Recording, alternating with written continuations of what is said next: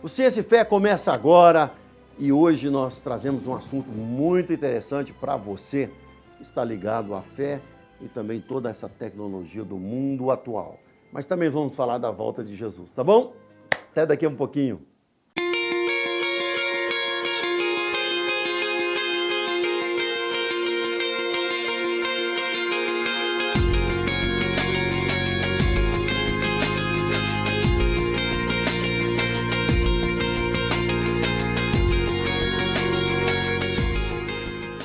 Estamos aqui hoje com o engenheiro agrônomo Milton Flávio Nunes. Ele é engenheiro agrônomo e tem especialização em cafeicultura empresarial pela Universidade de Lavras e MBA em gestão de negócio na Fundação Dom Cabral. Tudo bem, Milton? Tudo bem, pastor. O outro programa foi muito bom. Falamos aí da agricultura antiga. Exatamente. Mas nos dias atuais, vamos falar nos dias atuais, né? Exatamente. Falamos de Israel antigo, né? Como que o homem dependia tanto, né? Ao ponto de criar deuses para a fertilidade, para a terra, para o sol, tudo estava ligado. Era o que movia a economia mundial. Se o homem não plantasse ou se ele não Exatamente. caçasse, ele não pescasse. Até hoje também, se a gente não comer, não tem jeito. Né? Exatamente. Adianta eu ter um smartphone com a maior tecnologia do mundo se eu não tenho o que comer em casa? Exatamente, não tem. Ô Milton, nós corremos esse risco? É uma pergunta que todo mundo quer saber.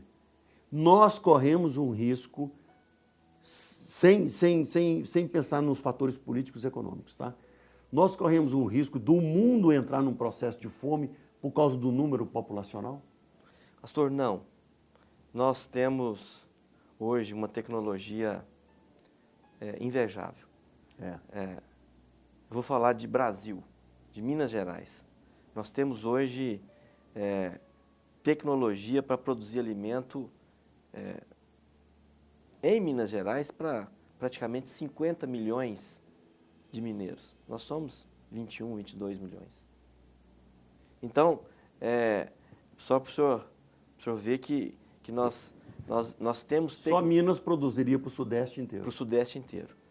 No Brasil, nós teríamos tecnologia para produzir alimento para quase 500 milhões de habitantes. Né? E se a gente tivesse tudo desmatado no Brasil, e se fosse tudo uma grande lavoura, produzia 5 bilhões de habitantes. E vou dizer para o senhor que nós temos condição de aumentar muito a nossa produção de alimento sem desmatar 1 hectare de terra. É mesmo? Só com o que nós temos hoje já desmatado, já plantado. Alimenta o Brasil e outras nações. E outras nações. Só com o que nós temos, por exemplo, em áreas pouco produtivas, que nós podemos ainda chegar até lá e melhorar a tecnologia, melhorar a produção. O senhor, quando está viajando, em qualquer área de Minas ou do Brasil, o senhor vai ver muitas, de carro evidentemente, muitas áreas degradadas, pastagens degradadas, pastagens que estão produzindo pouco, né? Então, essas áreas podem ser potencializadas. Então, nós temos assim uma condição muito boa, tendo vontade política, nós podemos realmente alimentar o mundo. Só a área de pastagem... E o mundo espera muito do Brasil. Nós temos uma condição no Brasil, por ser um país com tamanho continental, né? E com uma adversidade climática tão favorável. Nós somos o único país continental no mundo que temos quase 80% das terras agricultáveis. Com fartura de água em todas as áreas. A Austrália não tem isso. Não tem isso. O Canadá, mais da metade é gelo. É gelo. Os Estados Unidos também com dificuldade. O norte é praticamente frio, né? Então nós temos uma condição que não existe, né? Tanto é que advento de algumas empresas de pesquisa, no caso aqui em Minas Gerais nós temos a EPAMIG, que é a empresa de pesquisa agropecuária de Minas Gerais, a Emater, que eu sou funcionário, que é onde leva a tecnologia desenvolvida pela pesquisa, leva ao produtor, a Embrapa, que veio na década de 70. Nós temos uma tecnologia hoje genuinamente brasileira. Porque, pastor, por que utilizava-se arar a terra? Porque onde se iniciou a agricultura, existiam períodos do ano que nós tínhamos o gelo. Altos níveis baixos níveis de temperatura durante uma parte do ano. Estados Unidos, Canadá, mesmo lá na Europa. Não é? Então, qual que era a necessidade? Aquela parte ali ficava queimada. Então tinha que dar um tombo na terra para se plantar e cultivar. Hoje, nós utilizamos no Brasil, né, a grande maioria dos plantios de milho, soja principalmente, trigo, né, o plantio direto. Não há necessidade de revolver o solo. Né? Então, essa tecnologia nos possibilitou um salto de produtividade. Né? Mesmo a gente não precisando tanto, houve um salto, né? Porque se você analisar Israel, eles tiveram que se virar no que tinham, né? Exatamente. Por isso eles são um exemplo de agricultura hoje. Irrigada, não tem dúvida Nós nenhuma. falamos de Israel antigo no tempo de Jesus, agora Isso. falando de Israel hoje, né?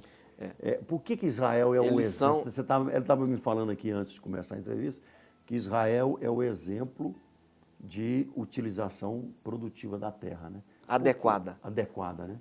Por quê? Porque olha, eles foi entendem... por causa da necessidade em si. Exatamente, eles trabalham com o que eles têm, de forma racional. O sul é praticamente seco. Totalmente seco. E mesmo assim, produz-se alimento. Que é o deserto do Negev. Né? Negev.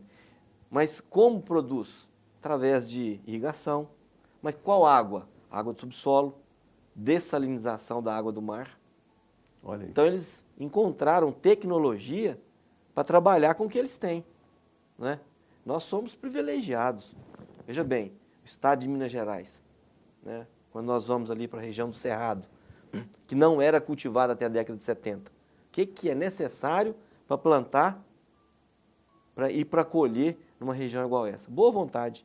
Em Israel, não. Em Israel, eles precisam realmente adequar a tecnologia produzida por eles, pelos americanos, por nós também, lá para produzir naquela adversidade.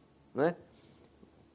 Sol, muito sol durante o dia, à noite temperatura fria, gelado, terra árida, mas eles têm água profunda e buscam ela, dessalinizam a água do mar e produzem o que é adequado para a região. Você não vê plantio de soja. Lá eles produzem o que é adequado para a região. Frutas. O que a gente viu lá foi muito muita oliveira e tâmara. Isso. Mas por que não plantar soja, milho, feijão? Porque não é adequado. Né? Isso fica mais para nossas... Eles trocam, né? Exatamente. Então, eles utilizam outras tecnologias, as estufas, né? Para minimizar a temperatura que eles e a criação de animais é muito em cativeiro. Exatamente. Intensivo. Intensivo. Nada extensivo. A pecuária que eles utilizam lá, que não é tão explorada como a agricultura, a pecuária mais intensiva. Então, Deus nos deu uma vocação, a vocação de produzir alimentos.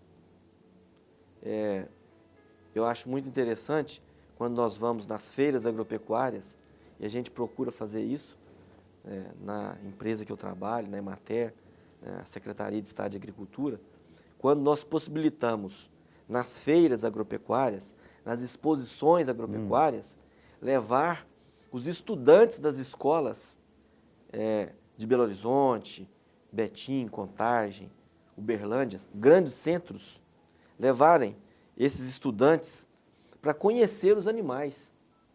Mostrar aos estudantes que o leite não nasce na saquinha, nem no caixinha.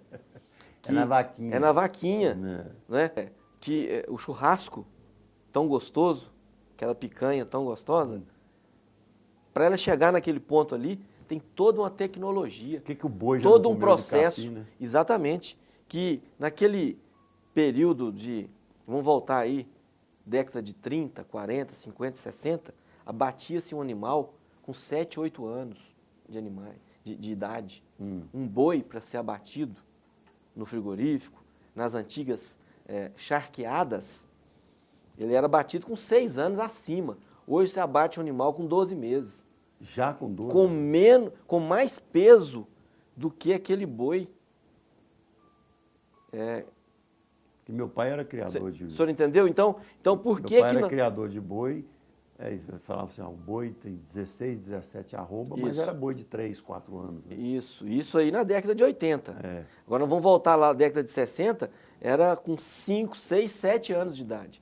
Então hoje, o senhor imagina quanta tecnologia não foi gerada pela nossa pesquisa para que isso acontecesse. Mas também veio com essa tecnologia muita